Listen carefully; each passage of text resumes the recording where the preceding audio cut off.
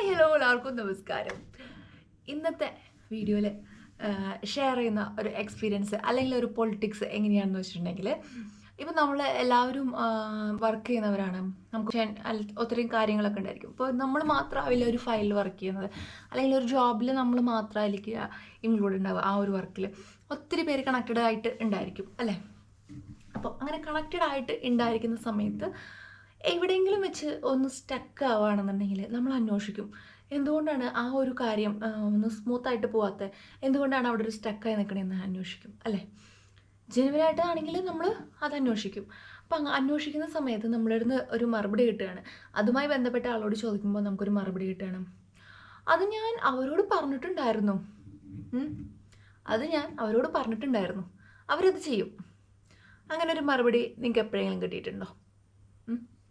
ശരി, ഇനി ഒരു കേസിൽ ഒരു പക്ഷേ മേ ബി നമുക്ക് അങ്ങനെ സംഭവിച്ചേക്കാം. അത് അവരോട് പറഞ്ഞിട്ടുണ്ടായിരിക്കാം, അല്ലെങ്കിൽ അത് വിട്ടുപോയിട്ടുണ്ടായിരിക്കാം. രണ്ടാമത്തെ കേസിലും അത് അങ്ങനെ തന്നെയാണ് വരുന്നതെന്നുണ്ടെങ്കിൽ, അല്ലെങ്കിൽ മൂന്നാമത്തെ കേസിലും അത് അങ്ങനെ തന്നെയാണ് വരുന്നത്, നാലാമത്തെ കേസിലും അത് അങ്ങനെ തന്നെയാണ് വരുന്നതെങ്കിൽ അത് അവരോടല്ല പറയേണ്ടത്. അത് ആരാണോ ഉത്തരവാദിത്തപ്പെട്ടത് അവർ തന്നെയാണ് ചെയ്യേണ്ടത്. ഇനി അവരെ പറഞ്ഞ് ഏൽപ്പിക്കാനുള്ളൊരു കാര്യമാണെന്നുണ്ടെങ്കിൽ മാത്രമേ അവരെ പറഞ്ഞ് ഏൽപ്പിക്കേണ്ടുള്ളൂ. അല്ലാത്ത പക്ഷം അത് ഉത്തരവാദിത്തമില്ലായ്മയാണ്. ഒരാളെ ഏൽപ്പിച്ചുകൊണ്ട് മാത്രം ചെയ്യുന്നൊരു കാര്യം പിന്നെന്തിനാണ് നമ്മൾ ആ ഒരു വ്യക്തിനെ വിളിച്ച് അന്വേഷിക്കുന്നത്? അങ്ങനെ ഒരാൾ നിങ്ങളുടെ ഓഫീസിലുണ്ടോ? എന്ത് കാര്യം പറഞ്ഞിട്ടുണ്ടെങ്കിലും ഞാനത് അവരോട് പറഞ്ഞിരുന്നു എന്നും പറഞ്ഞ് സ്കിപ്പ് ചെയ്യുന്നത്. പക്ഷേ ആൾ നല്ല ടോപ്പായിരിക്കും, നല്ല ലുക്കായിരിക്കും, അല്ലെങ്കിൽ ഏറ്റവും ഫേവറേറ്റ് ആയിട്ടുള്ള ഒരാളൊക്കെ ആയിരിക്കും അല്ലേ. വെറും സോപ്പിംഗ് കൊണ്ട് മാത്രം, വയൽനവ് കൊണ്ട് മാത്രം കാര്യങ്ങൾ റോൾ ചെയ്ത് പോകുന്ന ആ ആൾ ആരാണെന്ന് നിങ്ങൾക്ക് ഇവിടെ കമൻറ്റ് ചെയ്യാവുന്നതാണ്. അങ്ങനെ ഒത്തിരി പേരുണ്ടായിരിക്കും സ്വന്തം വർക്കും കാര്യങ്ങളൊന്നും ശ്രദ്ധിക്കാണ്ട് മറ്റുള്ളവരുടെ തലയിൽ ഇട്ട് കൊടുത്തിട്ട് അതിൽ നിന്ന് സ്കിപ്പ് ചെയ്ത് പോയിട്ട് മറ്റുള്ളവരുടെ കയ്യിൽ നിന്ന് കിട്ടുന്ന കമൻസ് മാത്രം എന്താണെന്ന് നോക്കി നടക്കുന്ന ഒത്തിരി പേരുണ്ടായിരിക്കും കേട്ടോ. അപ്പോൾ അത്തരത്തിലുള്ള ആൾക്കാരുടെ അടുത്ത് ഒറ്റ കാര്യമേ പറയാനുള്ളൂ, നിങ്ങൾ നിങ്ങളുടെ വർക്ക് കൃത്യമായിട്ട് ചെയ്യുക.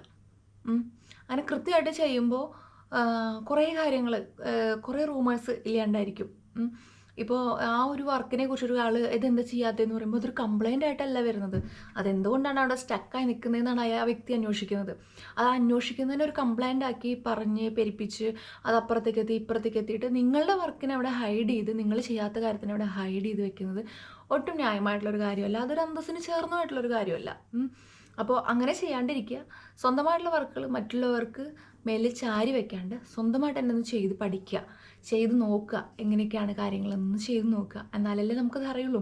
ഒരു വട്ടം സംഭവിക്കുന്ന മിസ്റ്റേക്ക് എല്ലാവരും ക്ഷമിക്കും, 2 വട്ടം ബൈ ചാൻസ് അങ്ങനെ സംഭവിച്ചേക്കാം. അൺഫോർച്യുനേറ്റ്ലി 3ാമത്തെ തവണ സംഭവിച്ചേക്കാം.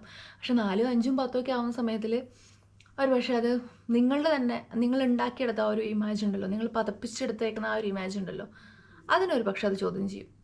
അപ്പോൾ അതൊരു ബുദ്ധിമുട്ടായിരിക്കും.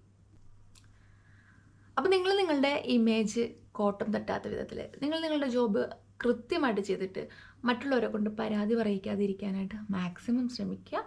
അപ്പോൾ നിങ്ങളുടെ ഓഫീസിൽ ഇങ്ങനെ ചാരി വെച്ച് പോകുന്ന ആളെ കമൻറ്റ് ചെയ്യാനുള്ള ഒരു നല്ല ഓപ്ഷനാണിത്. അപ്പോൾ ഇത്തരത്തിലുള്ള പൊളിറ്റിക്സും ഈഗോ ക്ലാഷൊക്കെ ആയിട്ട് ഞാൻ അടുത്ത വീഡിയോയിൽ കാണാം. Bye bye.